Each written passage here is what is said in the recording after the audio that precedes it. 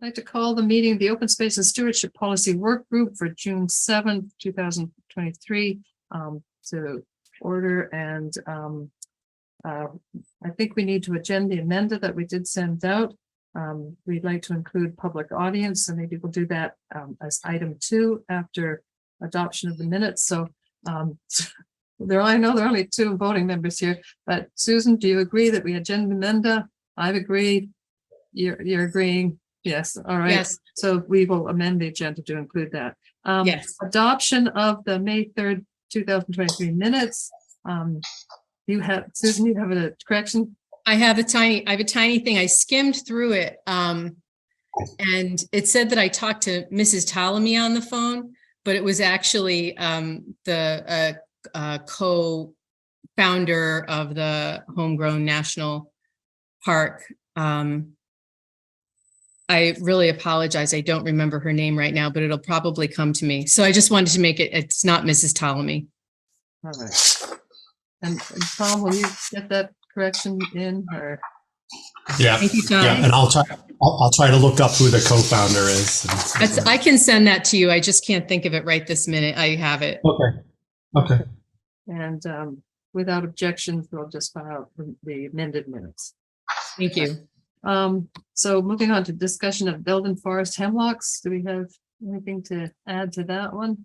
Oh, I just wanted to close the loop because I think in the last one we were going to follow up and correspond about it with Dr. Carol Chia, who is the one who has the beetles that can be released to eat the adelgid. And anyway, bottom line is she agreed there isn't much of an issue, and in fact, not even enough adelgids to feed her beetles. So that's kind of on the watch list, just to keep an eye on things there. Okay, I know that. Did you happen to speak to somebody at Stratton Brook? I think you said you were to reach out to them to see if there was what the results of their what the mortality rate was. Mortality, yes, thank you. Yeah. I'm sorry, I don't have that on the top of my mind right now. Maybe we can put that on the next meeting. I forgot about that part. Okay, I know they were released in Stratton Brook, and they were also released on at Tanager Hill on the Simsbury Land Trust. So it'll be interesting to see the results over the years, or at least keep in touch with the program and see if it's made any difference. But they are being released around the state. So, all right. Trap Rock Ridge protection.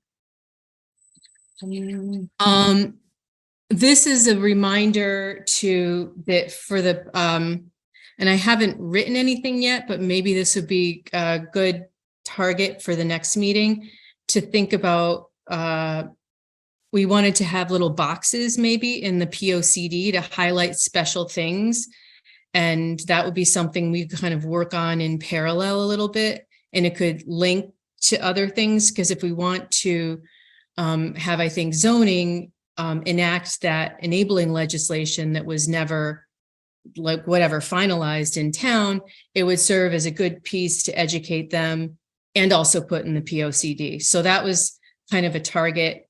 And, we could think about if there's other topics like the Trap Rock Ridge that would also be, I made a little list at one point that would be good as like little highlight things about boxes. Like maybe we could do one on light pollution itself. So some of the topics we've been talking about, I think we should put as a little thing.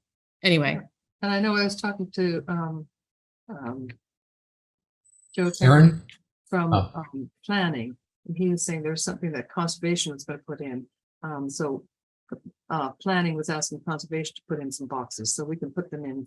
We can do that. Perfect. Through them too. Perfect. Okay.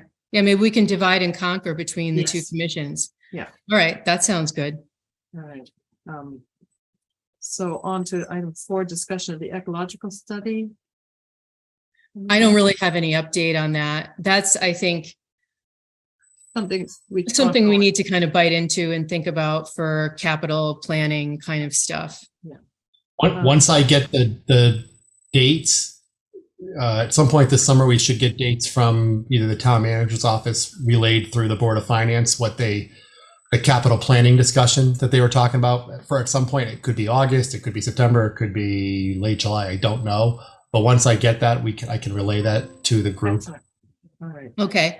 Related to capital planning, Tom, I know you have the money allocated for Town Forest Pond, but haven't done it yet. I wanted to just make sure that I talked to you about that, to make sure that we did it. It's the right time of year, and make sure that we dredge it enough, because that's, I think, in last time is it, they cleaned it up, they put the pass through, but they really didn't dredge it. And so it used to be a great little swimming pond for so many years, but it's just been getting filled up. So I just want to make sure we really do a serious job at the right time of year, and then it'll last a long time. Yeah, the intent, I think what we're looking, last I talked to the engineering department, the town was looking at doing it in-house with the public works staff. Oh, okay.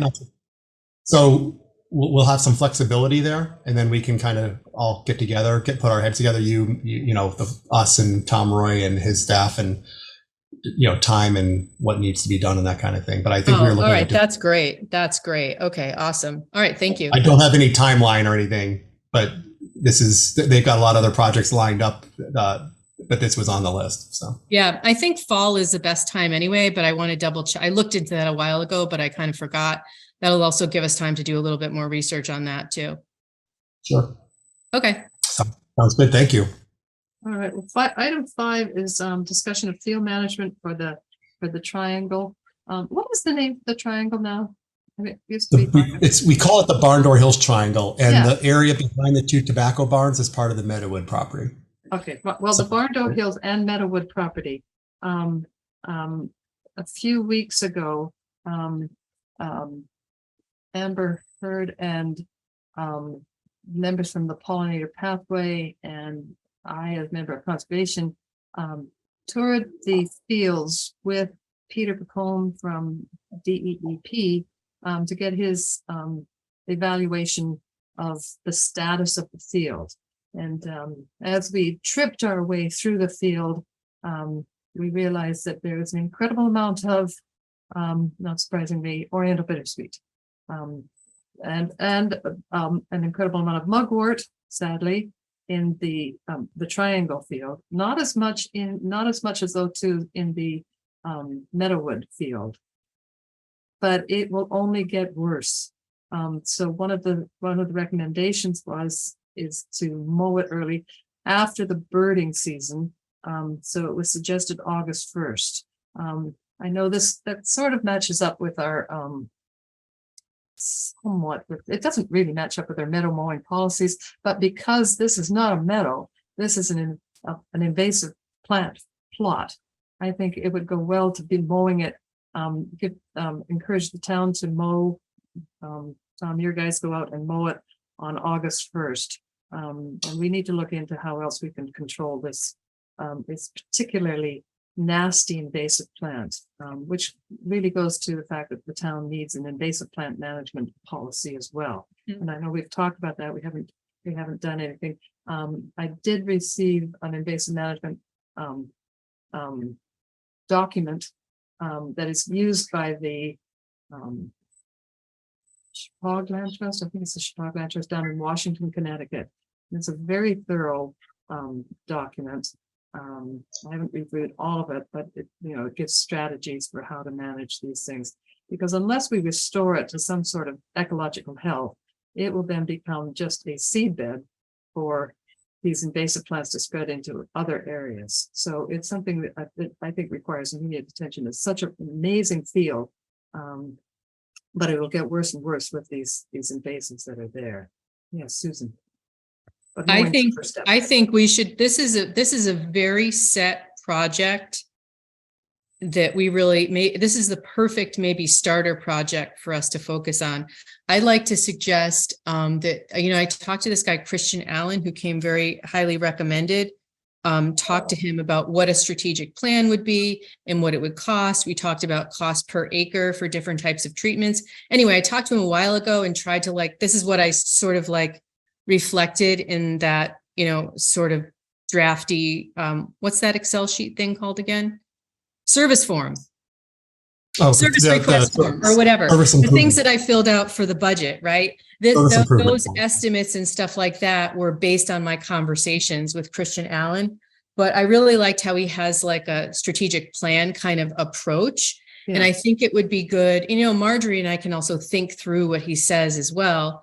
I think it'd be worth it to have him come out and consult and That give would us be a excellent. price for like making a strategic plan, and specifically what would the price be for that one project, right? And then we can get, we can start to just like chip away at this thing in a systematic way. Yeah, and there are going to be multiple stages of this project, including reseeding. One of the, we could get various people. Buying the seed is one option, but that's expensive, but maybe we have the budget for that. Collecting seeds is another option. Peter has areas where we could collect seed, and he would teach us how to do that. We can augment the seeds, but that could be an absolutely spectacular thing. I love the idea of getting someone else in as well, Christian Allen, between DEEP and Christian Allen, or whoever else someone can suggest. I think we can get some really good ideas. We can also go look at the documents that have been prepared by other groups who are doing this and come up with a plan for that. Mhm. Well, this could be a real showcase project. Absolutely. Yeah. We already know that the birds are using it, but they won't be using it for much longer if it's just completely taken over by miserable plants. Yeah. It's also part of that pollinator pathway that the proclamation that the town passed. This could be a spectacular field for pollinators as well as birds. Wow, So, Margaret, this is a great idea. yeah. All right. Okay, excellent. I'm on board. But the first thing, I think we have to mow it down so that on August 1st, at least get that done so that these things don't set seed and make everything worse. You know what we can do at the next meeting? Why don't we put as attachments like the service forms that I did before? Good. And we can see if those would be acceptable to like move this forward. Maybe we could even get like a special allocation to have him come out.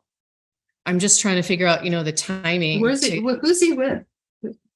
He has he has a name for his company. He's like the boss. And he said, if I had time, he'd love to just hire me and work for him. He needs more people, but he has people. I know the reason why I know about him is Elizabeth Horrigan, who's a plant person who I've worked with a few times. She was working for him and she said he was really good. And she's really a great, great plant person. So I trust her judgment, and she thought he was excellent. Between the people come to DEP and Christian Allen, we should be able to get that field back into some sort of shape. It's pitiful. Yeah. Okay. Well, let's look at the forms next time. I'd like to get him out. Look at the forms. I'll forward the California has a wonderful document about invasive plant management. And when California does something, it always tends to set the gold standard that others can use. I will forward that. I will forward the I think it's the Chippewa Land Trust document too. And with that service form, and if we can, do you think Christian would come out for a preliminary survey? Or yeah, that's what I was just thinking about. I'd like to. He's located a little bit more northwest, but I talked to him about coming out to the town. He would do it. We could also have Elizabeth come out and just maybe she could do like a less super formal assessment, but she's worked for him. I think she could give us a good enough idea. You can drive by and you can see the twining. Exactly. You can see the mugwort. It's how many acres is the field? There's 44 on the triangle, and then there's another additional. It's 20 to 30. I don't remember the exact number behind the barns. It's not as big as the triangle. It's not as big as the triangle. The one thing that the DEP inspector suggested was that the area behind the barns, as Marjorie mentioned, isn't to the point yet where there's as much bittersweet back there, and he suggested we mow that as soon as possible to prevent any more woody incursion or invasive, and to control the invasive incursion. Whereas we wait till August for the other one after the I think the nesting season. The nesting season. He did recommend for the Meadowwood field that, and I'm not sure if he was making that recommendation for the triangle, but that someone volunteer to walk in front of the mower. Call on me, because there might be box turtles in that field. And you don't want to mow them over. So you just want to, have someone as you slowly mow behind the person who's walking. I would totally do that with you, Marjorie. All right, good. That'd be fun. Collect all the ticks that we need for the summer. But just to make sure that we're not chopping up some of those little critters that live in there. Okay, yeah, sounds great. To get her. So, I don't know how fast they mow. Yeah, I don't know how fast he goes either, but when we use a contractor for that kind of work. Yeah. If you want me to go ahead and book him, I can pass along the dates to you. It's somewhat weather dependent. He's not going to go out there on a wet day. So no. Neither are we. We would, but that would be because it's adjacent to areas where the wood turtles would be. So I mean, the wood turtles, box turtles, any of the turtles. So yeah, we can probably go faster. We each go on one side. We just have to scan our side. That would be good. We got a plan. This is good. Yeah. Okay. All right. Yeah, that field's much easier to walk through than the triangle field is. Yeah, the other one gets falling down all the time. Yeah. All right. So that's I think that's since this is something that the town has invested a lot of time and effort into and money. I think we got to see about restoring that one to some sort of help. I do agree with at least stopping the degradation, the spread, the degradation at the very least right now. Let's stop it.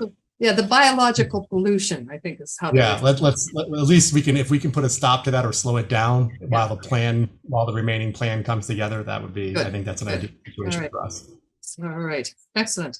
And then other business, anything? Okay, yeah. Beavers. Do you want to talk about the beavers? Yeah, so I had a couple of items of other business that were related to educational events. So as sort of like a public audience kind of thing, whatever educational event, I want to just make a plug for the Beaver Pond Wildlife Series at Simsbury Grange, which Marjorie's been to already. Excellent. And our next episode is episode 3 tomorrow night, Thursday, June 8th. We have a social hour at 6, and then the movie starts at 7. The movie's about an hour, and then we have a Q&A with the filmmaker. And during the social hour this week, you can drop off your entries for our agricultural fair on Saturday. So you can drop off your entries from 5:45 to 6:45. And we always have some fun feature during our social hour or at the film, which has included so far beaver skulls, gnawed on beaver logs, and castoreum, which is the scent that comes out of the beaver scent glands. And then downstairs, we have had snacks like pizza, shrimp. I don't know, champagne. People bring things, champagne. We had champagne, that's right. And this week we are having homemade Beaver Lodge cookies. So that will be a special feature. So that's one announcement. Number 2, we had talked about having a joint session on light pollution and invasives, as part of kind of the pollinator pathway series.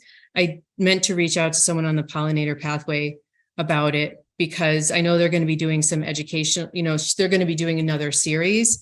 And I had emailed Nancy Grandin about this and doing it. So I wanted to say that, number 1, I got invited to participate in exactly that in Greenwich.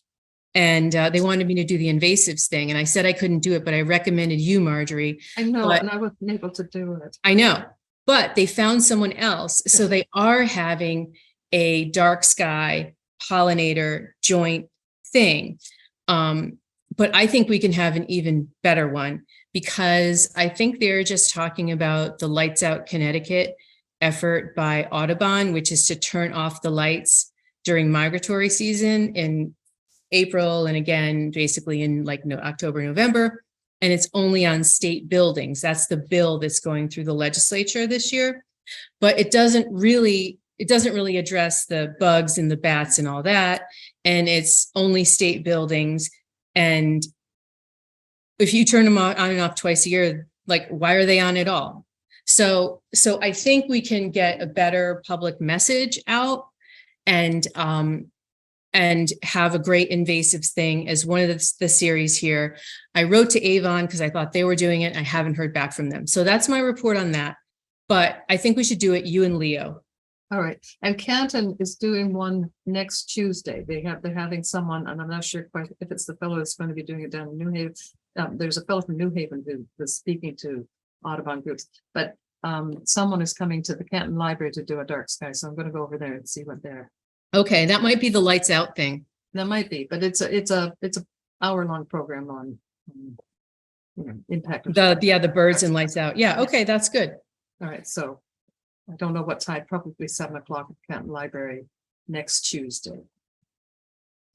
So anyway, maybe next time on the agenda, we should really look to schedule this stuff. Like the joint, try to make a plan to get it scheduled. Joint educational program. Exactly. Okay. And do the then pardon me? We can do the legwork beforehand.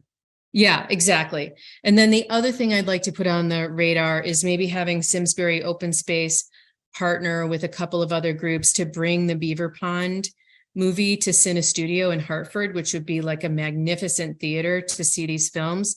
And if we can get it there, I think then we could make it available to the kids across the street at the HMTCA. So my goal would be to pull together a couple of groups in the college that would be interested in this and be able to show it in that incredible theater with the sound system, both an evening show for like people like, well, I don't know, for anyone, and one during the day that we could specifically make open to the kids. So anyway, that's my other thing that I want to put on the radar for us to decide on. And maybe we should talk about that at a full meeting, right? That would be something to bring to the full meeting, not to a work group. Do you think?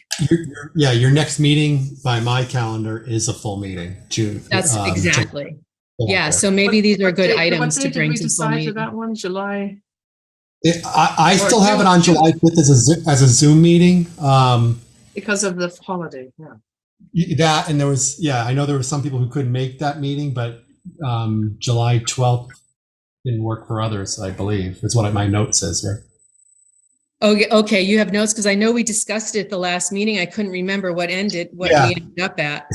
Oh, I'm so glad you took notes. Okay. Yeah, I wrote change to Zoom, but July 12th it also didn't work for some others as well. Yeah. So I think we'd have to cancel July 12th and reschedule to July. Oh, that's right. Sorry, July 5th and reschedule to July 12th to a special meeting, or we keep it on July 5th and Zoom hopefully makes it a little easier for some people to attend. Let's just do it July 5th. Can you do it on July 5th, Marjorie? Okay. I mean, these are not like onerous meetings. Marjorie, you do such a great job about like zipping through it. I feel like we get a lot done in a short amount of time, so it's good. I think the Zoom format seems to work for these better because people's work schedules and other things going on. So. Yeah, actually on that point, normally our main, maybe you already said this, but normally our full meetings were going to be in person, but this one's going to be on Zoom, right? Because of the holiday. That was my understanding, yes. Yep. Perfect. Okay, good. That's good. We're good. All right. So we'll do we'll do a group meeting sometime like September or July. The next one, the next full meeting would be Wednesday, September 6th, after this one. Okay. Perfect. Okay. Okay. All right. I think we covered everything. Anything else to add, Susan? I had one more thing I wanted to mention is I'm a co-author on a big report that was just released. I meant to email it to everybody. Tom, maybe I can email it to you and you could send it to the open space group or whatever. It's called Wildlands in New England. I think it's past, present, and future is the full title, but I think if you Google, in double quotes, Wildlands in New England, you can find it. And it basically shows, what areas are, prioritized for natural processes. And our forests under the Natural Area Stewardship Plan are on the map. So it's kind of cool. I submitted that to the review. They reviewed like over 700 prop submissions, and like about 400 and something are on it, but our stuff got on it. Anyway, it's interesting if you see how little land we have like that. It's really scary. And how most of that land that we have like that is not really legally, doesn't have any legal or long-term protection. It could just be reversed at any time. And in fact, a couple of properties that are on the map now, we know that we have to take them off because they've been cut down. So most of it has very little protection, really. The only land with any strong protection in Connecticut, I believe, is in the northwest corner, like the AT corridor protected by the National Park Service. And there's one state property called Canaan something Preserve. It's a natural area preserve in Connecticut. And that one natural area preserve has some kind of a statute associated with it. It's like 2,000 acres. But those are the only two things that I could find that are rated as having strong protection in the entire state.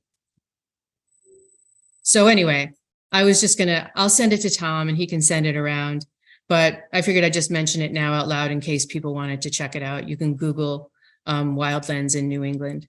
Great. Thank you, Susan. Sure. All right. Nothing else? Okay. No, I would just add Burgers on the Bridge is going on right now down at the Flower Bridge. If anybody watching, all of the people in the public watching right now, you should head down there after this meeting is over. Nice. My son just got home with his friend and they are hungry young men. So maybe I'll tell them they should go there for dinner. Excellent. Awesome. All right. Motion to adjourn, Susan? Oh, so moved. We'll adjourn without Second. objection. We will adjourn. Okay. All right. Thank you very much. I love this Robert's rules for two. All right. Thank you very much. All right. Thanks, everyone. Thanks. Bye. Bye-bye. Bye.